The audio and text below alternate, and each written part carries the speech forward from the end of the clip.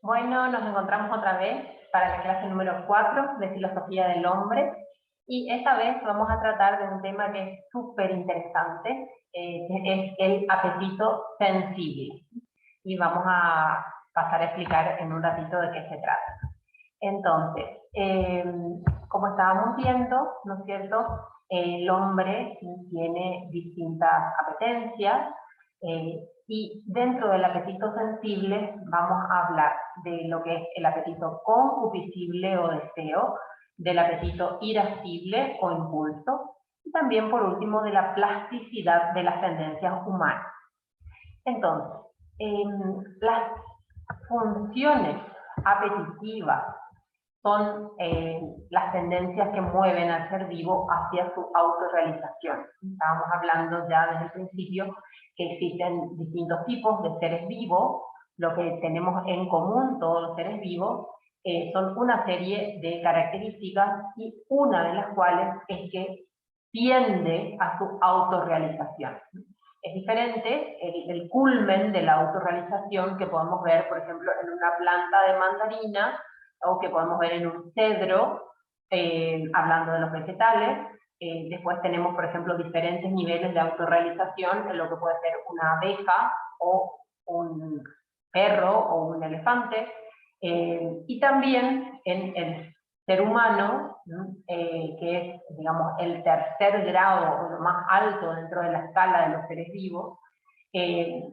La autorrealización no se refiere únicamente a la parte biológica, sino que también el ser humano, al tener una parte espiritual, también tiende, ¿no es cierto?, a una autorrealización que supera lo meramente biológico, y que la persona se puede auto fijar en cuanto a la autorrealización espiritual. Entonces, la tendencia de un ser vivo es la inclinación hacia la propia plenitud. Todos los seres naturales están inclinados hacia lo que le conviene, y a eso que le conviene a cada ser, a esa plenitud, es lo que designamos como bien. Uno dice de que el agua y el sol son bienes para los vegetales, para las plantas, porque a partir de esos elementos puede realizar la fotosíntesis y poder acumular energía en diferentes formas, formando posteriormente las flores, los frutos, etc. En cuanto a los animales, uno puede decir, bueno, el agua le conviene, es un bien para el animal, sin agua no puede vivir. La comida, y específicamente para distintas especies animales, distintos tipos de comidas son bienes, porque es lo que le conviene para alcanzar su plenitud física. Entonces, el bien es lo que todo ser apetece, porque es bueno para uno, porque es bueno para la propia especie. Entonces uno lo ve como bueno y uno lo llama un bien. Y las funciones apetitivas del hombre dan origen a los deseos e impulsos, que son los que originan la conducta para poder alcanzar esos fines, para llegar a la autorrealización.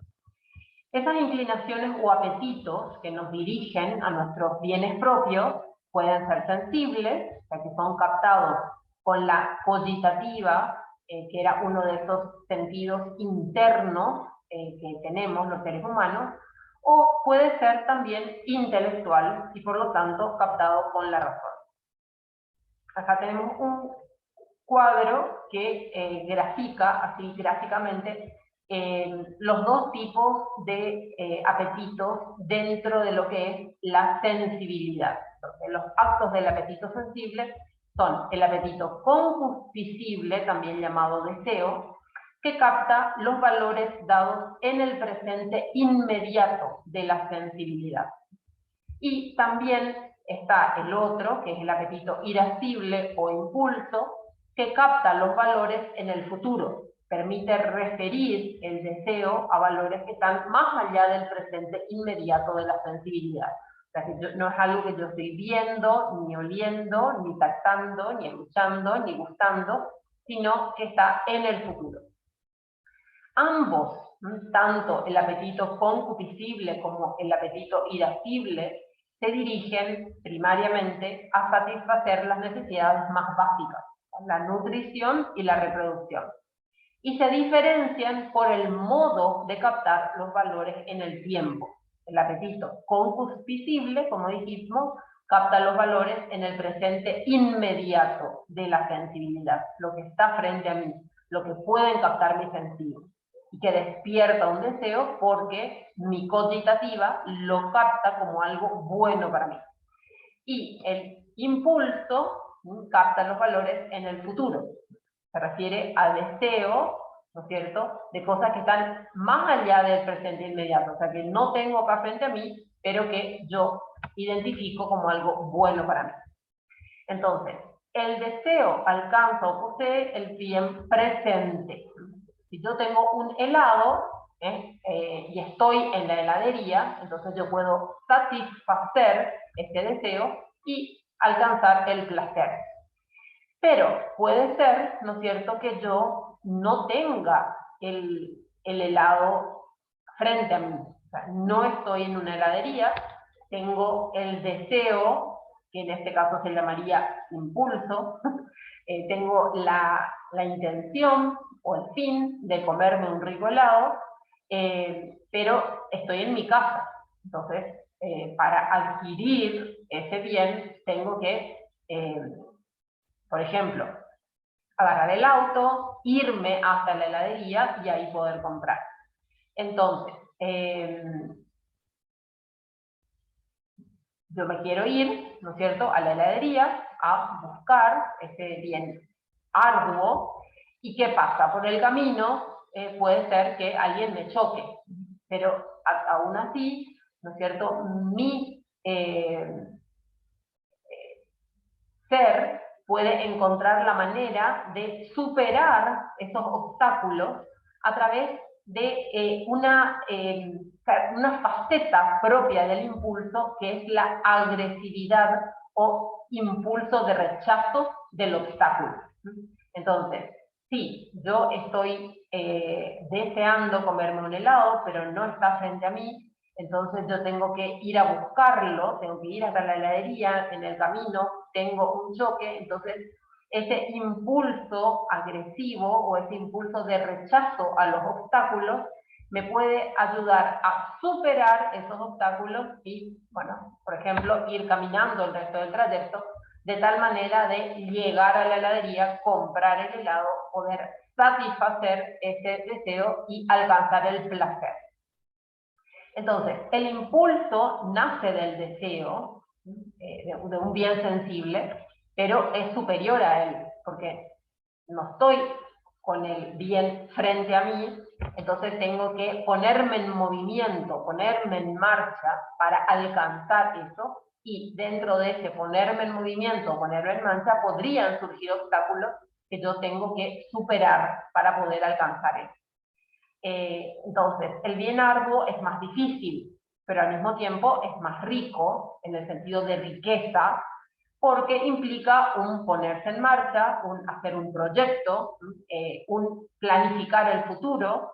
Entonces, cuando predomina en una persona más la búsqueda, digamos, de los bienes arduos que de los bienes presentes, entonces su mundo interior es más rico.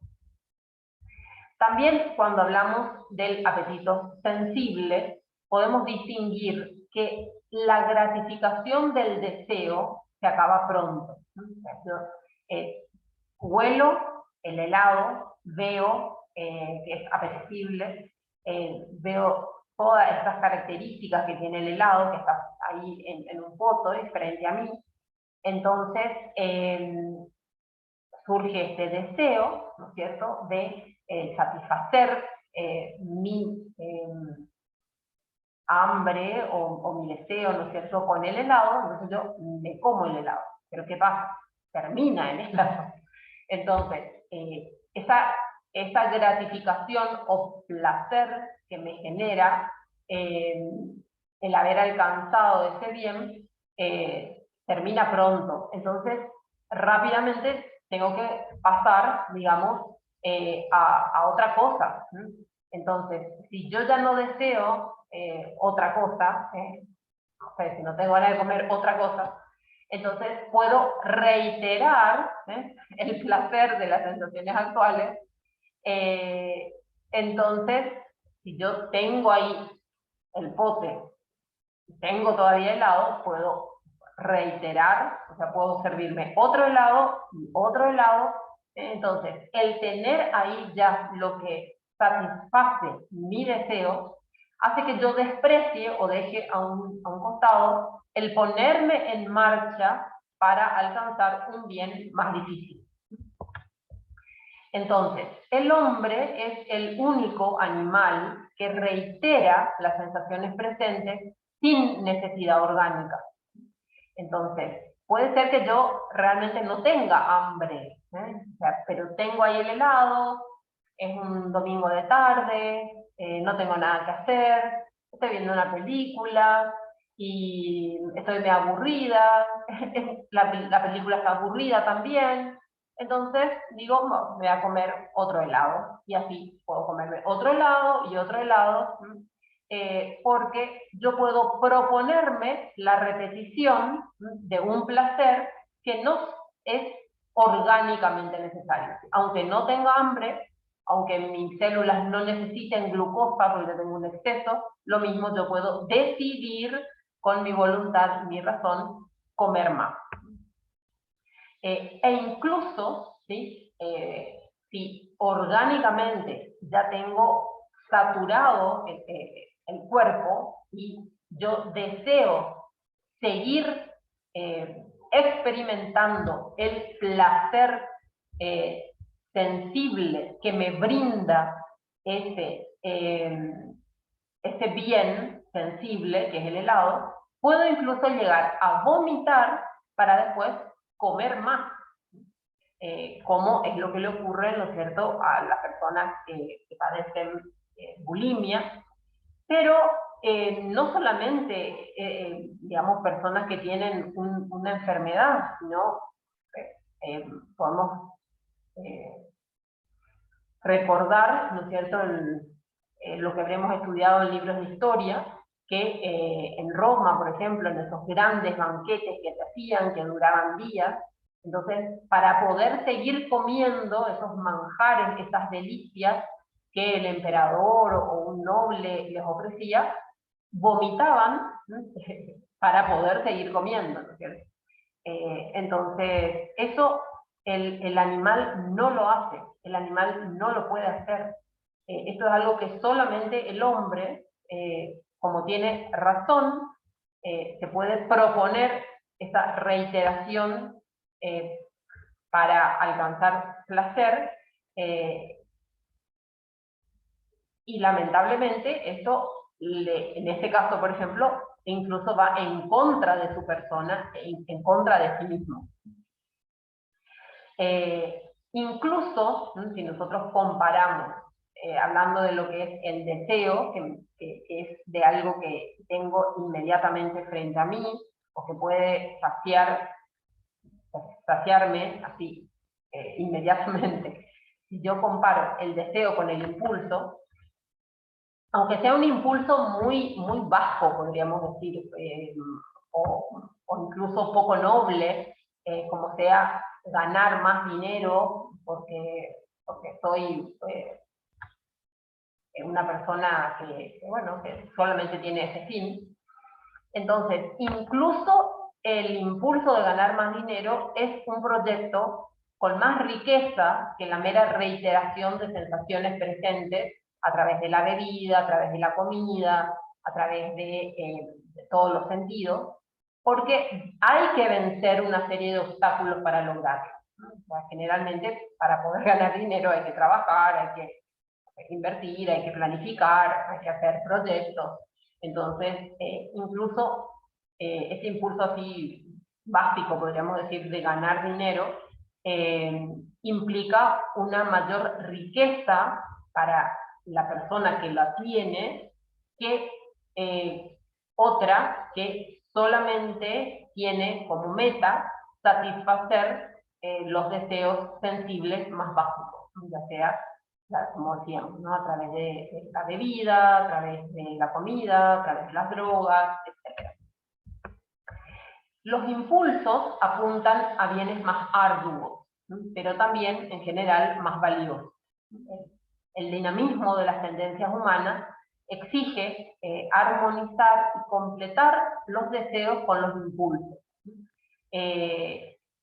Y la satisfacción de lo conseguido generalmente se concatena con nuevos proyectos, porque como decíamos antes, cuando uno alcanza un bien arduo, esto genera una gratificación o un placer mucho mayor que la simple consecución de un deseo sensible. Entonces,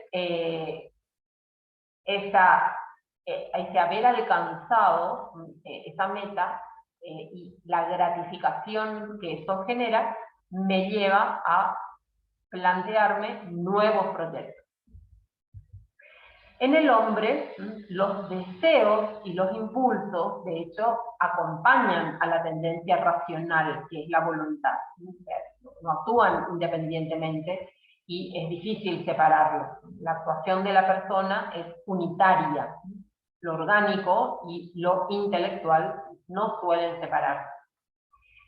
Pero a veces puede haber, digamos, una cierta dificultad para armonizar la consecución de impulsos que implican proyectos y un trabajo para llegar a ese bien arduo y la tentación, podríamos decir, de los deseos que me plantean la gratificación inmediata. Por poner un ejemplo, el saber genera placer, ¿no? O sea, da gusto saber, da gusto entender las cosas, ¿no? Entonces puede ser que yo, no sé, me haya propuesto aprender algo, estudiar algo. Entonces, tengo un rato libre y tengo esa intención de estudiar para ganar esa riqueza. Pero, a la vez, me envían unos videitos con música que agrada mucho a mis sentidos y que está ahí al alcance de la mano, y más todavía si tienen video, entonces acompaña también la apetencia de la vista, y entonces puede ser, ¿no es cierto?, que me gane la tentación de ponerme a ver los videos o escuchar música en vez de ponerme a estudiar. Bueno, y hablando de las tendencias humanas, hay una gran diferencia con la de los animales. En el animal, el circuito estímulo-respuesta es cerrado. El animal solo capta los objetos en relación a sus necesidades orgánicas, cuando es conveniente o inconveniente para sí mismo. El animal tiene una estrechez perceptiva, tiene receptores limitados y también tiene respuestas limitadas ante esos receptores cuando aparece, digamos, la necesidad, el bien que colma ese receptor.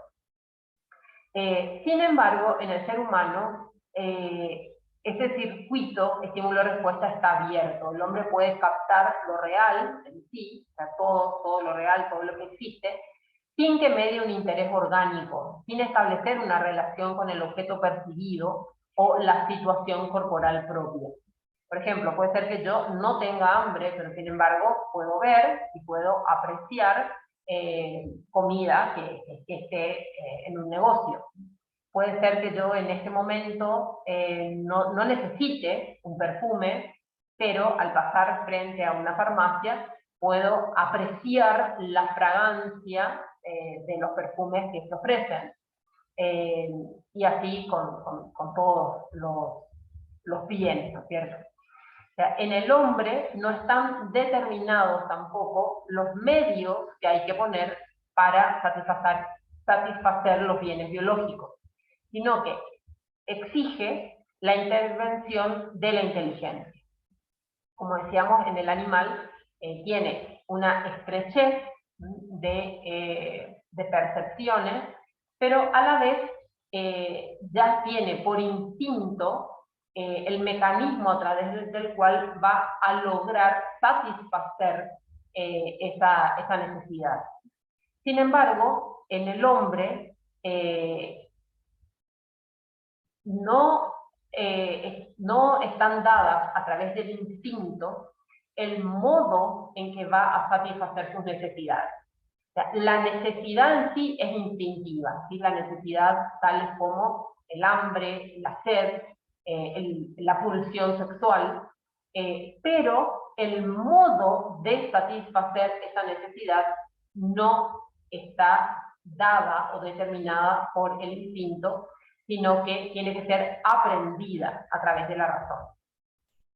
Como habíamos hablado en una clase previa, ante un estímulo de tener variadas verduras apetitosas, de distintos colores, de distintos olores, de distintos sabores, distintas texturas, yo puedo tener la sensación o percepción de hambre, pero mi respuesta puede ser la de no comer, en el caso de que no sea el horario de comer, o de que ya estoy satisfecha porque hoy comimos un asado y todavía no tengo apetito, o puedo decidir comer.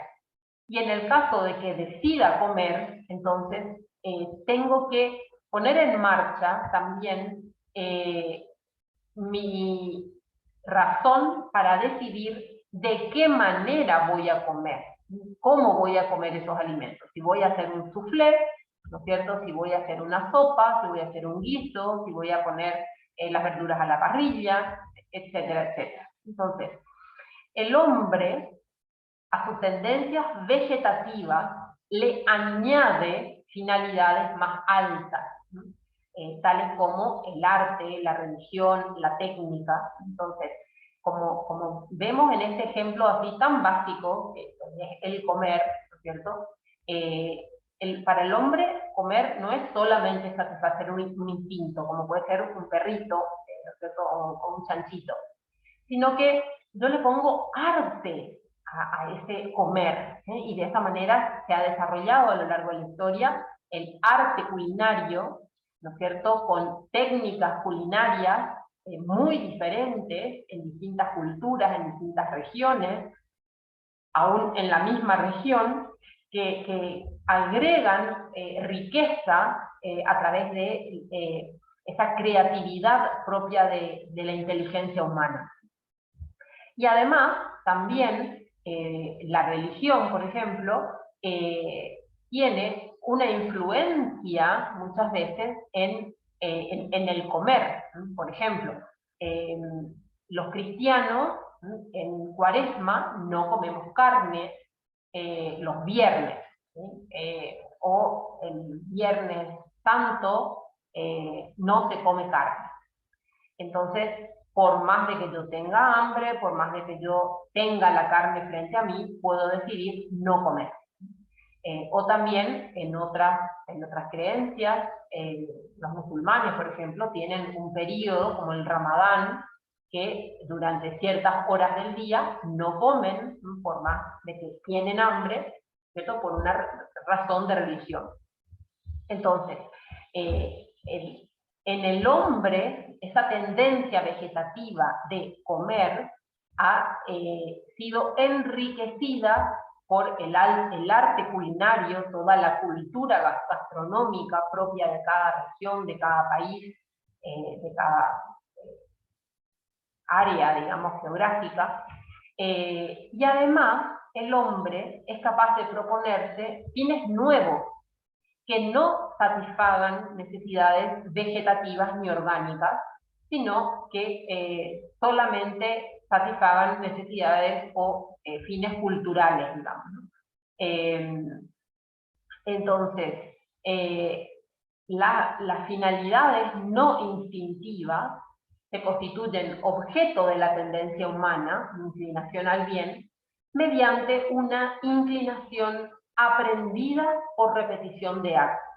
Y a esto que yo aprendo por repetición de actos le llamo un hábito. Entonces, de esta manera puede aparecer una inclinación no natural, sino adquirida.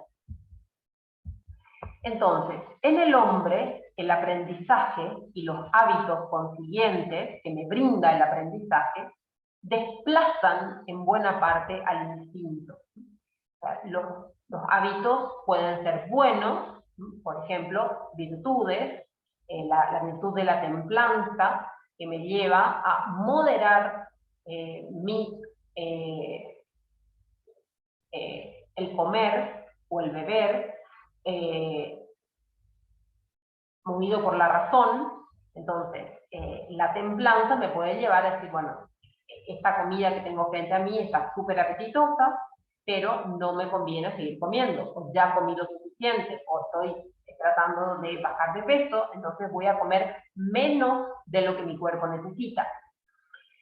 Pero también, ¿no es cierto?, el ser humano puede tener hábitos malos, o generar hábitos malos, que son, por ejemplo, los vicios.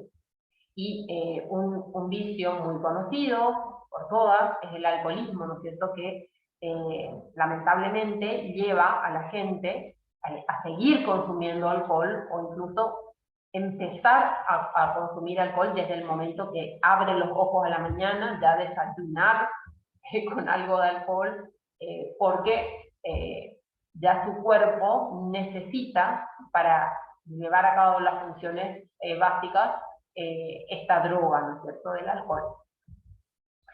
Entonces, lo decisivo en el hombre es el aprendizaje.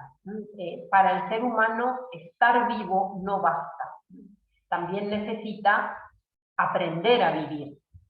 Si nosotros comparamos, digamos, con un perro, con un gato, podemos decir, bueno, para esos animales estar vivo es suficiente, o sea, no necesitan ponerse fines, no pueden ponerse fines individuales.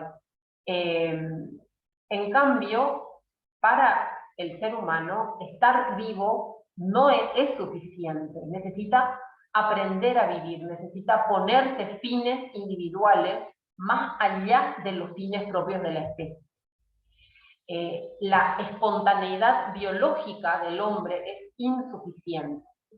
Entonces, considerar al hombre solamente como pura biología es un error, y además es imposible entender al hombre mirándolo desde el punto de vista de la pura biología, porque el hombre supera con creces lo que es la parte biológica. El hombre necesita del aprendizaje, incluso para comer. Hay que aprender a comer, hay que aprender qué cosas son buenas comer, en qué cantidad es bueno comer, en qué horarios es bueno comer, y también aprender la técnica para cocinar, para mezclar esos alimentos, para combinar en las maneras adecuadas, incluso a la biología del hombre, y también necesita de la cultura, ¿no es cierto?, que nos lleva, por ejemplo, bueno, no simplemente a comer con las manos, como comería un animalito, sino a tener cubiertos en diferentes tipos, en diferentes culturas, ya sea cuchillo y tenedor, ya sea palito, ya sea una cuchara. Diferentes culturas se come de diferente manera. Y el hombre que no tenga ese aprendizaje, el hombre al cual no se le enseñe, no sería viable ni siquiera biológicamente. O sea, el hombre no puede vivir como un animalito. sea, se muere, se moriría. Y sumado a esto, vuelvo también a repetir una idea que ya habíamos visto, y es que si el hombre no domina sus instintos por la razón, no domina esos instintos de ninguna manera, porque en el ser humano los instintos no están autolimitados como en los animales.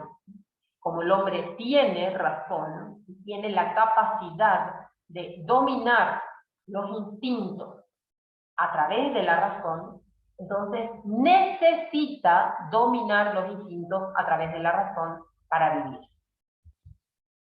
Muy bien, entonces con esto terminamos esta clase y en breve vamos a pasar a la siguiente clase.